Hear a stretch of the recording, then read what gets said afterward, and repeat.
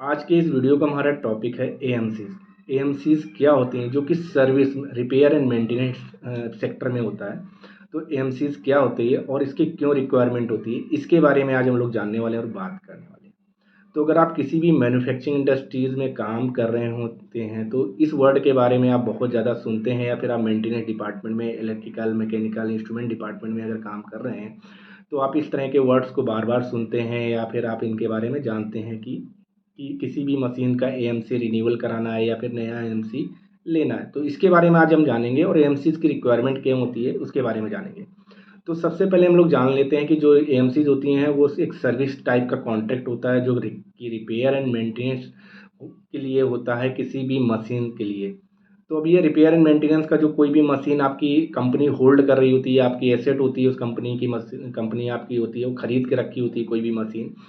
तो वो जिस भी कंपनी से मशीन लेती है उस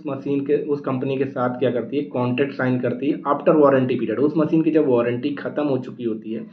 तो वो जो भी मशीन बनाने वाली कंपनी थी उसने आपकी कंपनी को मशीन दी हुई होती, तो उस मशीन में उसकी एक्सपर्टाइज होती है। तो किसी भी तरीके की प्रॉब्लम्स अगर आती हैं, बड़ी प्रॉब्लम जो कि आपकी इन हाउस टीम जो मेंटेनेंस टीम होती है उनको प्रॉब्लम को नहीं सॉल्व कर सकती है, तो ये वो जो आपकी ओईएम कंपनी होती है वो इन चीज़ों की प्रॉब्लम सॉल्व करके देगी ताकि आपका प्लांट सिचुए कभी भी बंद ना रहे, इमरजेंसी सिचुएशन में प्रोडक्शन लॉस ना हो, क्वालिटी लॉस ना हो, सेफ्टी से रिलेटेड कोई भी इशूज़ ना हो। तो इस तरह की चीज़ें जब आती हैं तो वहाँ पर क्या होता है, एएमसी कॉन्ट्रैक्ट साइन किया जाता है जो कि सर्विस टाइप का कॉन्ट्रैक्ट होता है। तो या तो ये सेम ओईएम कंपनी के साथ साइन किया जाता है, या फिर उस मशीन में जो भी मशीन आपने कंपनी में ले रखी होती है उस पे किसी थर्ड पार्टी को भी, वो मशीन बनाती नहीं बट उस पे उसको रिपेयर एंड मेंटेनेंस का बहुत अच्छा एक्सपर्टाइज होता है, नॉलेज होता है, एक्सपीरियंस होता है, तो वो कंपनी भी आपको कॉन्ट्रैक्ट पे जो सर्विस प्रोवाइड कर रही होती है तो उसके साथ कॉन्ट्रैक्ट साइन किया जाता है।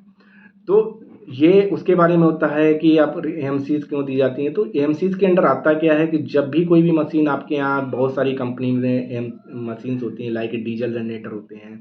कंप्रेसर होते हैं, चिलर होते हैं, मटेरियल लिफ्ट्स होती हैं कंपनीज में, एयर कंडीशनर होते हैं आपके यहाँ। इसके साथ साथ कंप्यूटर्स के होते हैं, बहुत सारे पीएलसीज, एचएमआईज के सॉफ्टवेयर होते हैं, इन्वर्टर ड्राइव्स के एएमसीज दी जाती हैं, ब्रेकर जो पैनल्स के ब्रेकर होते हैं, एसीबी वीसीबी के एएमसीज दी जाती हैं, जो एसटीआर के जो भी पावर के जो आपके रिपेयर एंड मेंटेनेंस के होते हैं उनकी एएमसीज दी जाती हैं, आपका पीए सिस्टम जो पब्लिक एडिसबल सिस्टम होता है उसकी एएमसीज दी जाती हैं। तो इस तरह की जो एएमसीज होती हैं इनके रिपेयर एंड मेंटेनेंस होते हैं, आपके जो वेइंग स्केल होते हैं उनके कैलिब्रेशन के लिए, इंस्पेक्शन के लिए उनकी जो एएमसीज दी जाती हैं।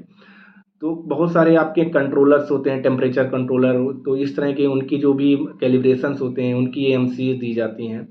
तो ये सारी की सारी एएमसीज इसलिए दी जाती हैं ताकि वो लोग जो एएमसी लेने वाली पार्टी होती है, थर्ड पार्टी, वो एक एक्सपर्टाइज पार्टी होती है, और वो जब भी किसी भी तरीके की इनमें प्रॉब्लम्स आती है तो वो इनमें प्रॉब्लम को सॉल्व कर सकती है, या तो वो वहाँ से अपने यहाँ से बैठ के आपको टेलीफोनिक सपोर्ट प्रोवाइड कर सकती है,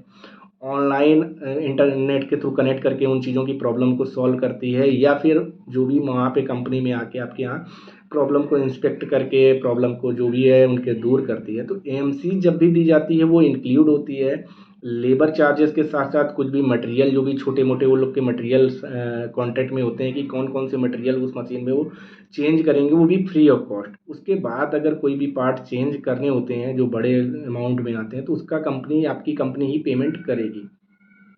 तो इसके लिए होता क्या है कि जो एएमसी लेने वाली कंपनी है वो कॉन्ट्रैक्ट के हिसाब से कुछ फ्री सर्विसेज देती है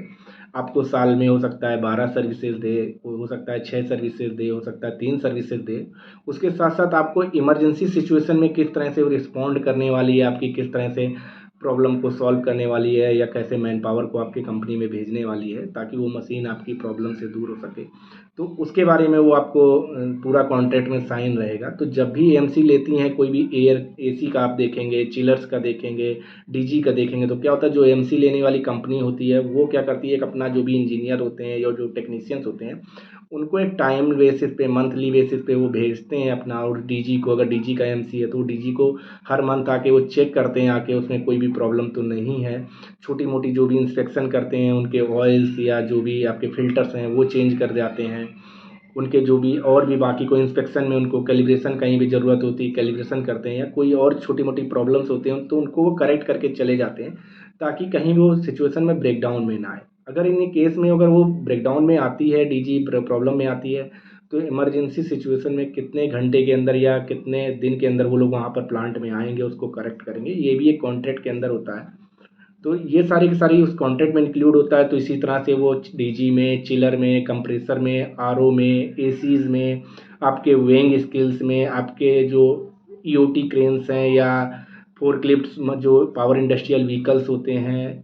तो इस तरह की चीज़ों में आपके सारे कंट्रोलर, टेम्परेचर कंट्रोलर के कैलिब्रेशंस हैं, आपके इन्वर्टर ड्राइव्स के जो प्रिवेंटिव मेंटेनेंस हैं उनके लिए जो एचएमआई पीएलसीज के सॉफ्टवेयर हैं, उनके जो भी उनके रिपेयर मेंटेनेंस या उनके सॉफ्टवेयर प्रोग्रामिंग को चेक करना, ये सारे के सारे एएमसीज कंपनीज देती हैं अलग अलग एक्सपर्ट को।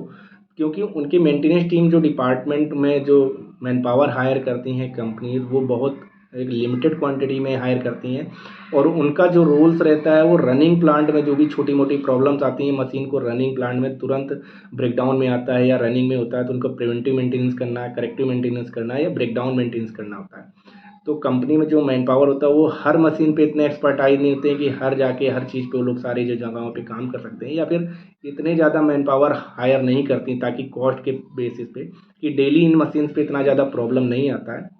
एएमसीज में क्या होता है, एएमसी देने की वजह से आपका साल का जो कॉन्ट्रैक्ट होता है उसमें कुछ पार्ट्स का जो बेसिक पार्ट जो फेलियर होते हैं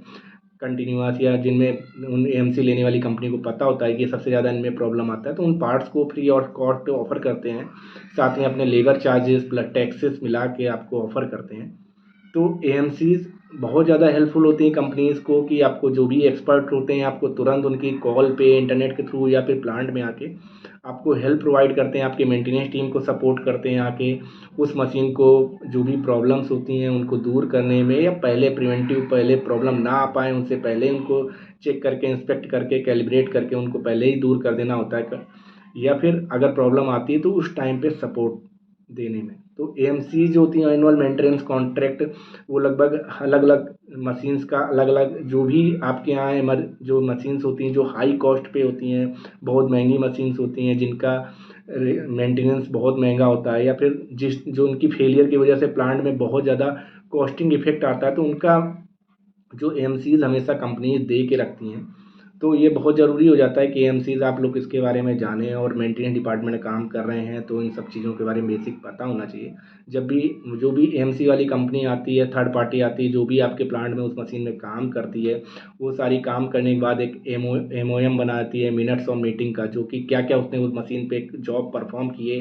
क्या क्या उसको प्रॉब्लम्स मिले, क्या क्या उसने पार्ट्स चेंज किए, और क्या क्या फ्यूचर में वो रिकमेंड करते हैं कि किस चीज़ में प्रॉब्लम आ सकती है। तो उसकी प्लानिंग करके अगर पार्ट्स चेंज करने हैं या उनमें कोई भी जो भी इंस्पेक्शन कैलिब्रेशन या फिर उनमें मेंटेनेंस करने होते हैं, तो उसके हिसाब से वो रिकमेंड करते हैं कि इन चीज़ों में वो करना है। तो ये सारी के सारी चीज़ें उनके रिकमेंडेशन के बेस पे फिर मेंटेनेंस डिपार्टमेंट प्लान करता है अपने जो भी मैनेजमेंट के साथ कि उस मशीन में इस तरह की प्रॉब्लम है, इस तरह की प्लानिंग करनी है या चेंजेस करने हैं पार्ट, तो उसके हिसाब से पार्ट खुद इन हाउस कंपनी को मंगाने होंगे या वो एमसी वाली कंपनी देने वाली है तो वो लेके आने वाली है, तो उसके हिसाब से वो सारी चीज़ें काम होते हैं और उन पे काम किए जाते हैं। तो ये एक तरह से रिपेयर एंड मेंटेनेंस का सर्विस टाइप के एएमसीज होती हैं, उनके कॉन्ट्रैक्ट होते हैं, वो मशीन्स जो भी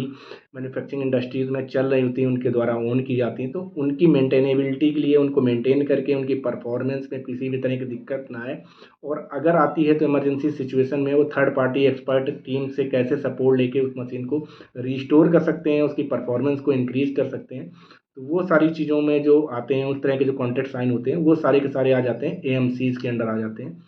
तो यही बेसिक एएमसीज क्या होती हैं उसके बारे में इस वीडियो में आपने जाना होगा, और एएमसी क्यों लेनी और ली जाती हैं और दी जाती हैं कंपनी द्वारा, तो इसका मोटो आपको पता चला होगा। अगर वीडियो अच्छा लगा तो वीडियो को लाइक करें, वीडियो को शेयर करें अपने दोस्तों में, और चैनल पे नए हैं तो चैनल को सब्सक्राइब करके रखें ताकि इस तरह के वीडियोज़ आप तक सबसे पहले पहुँचें।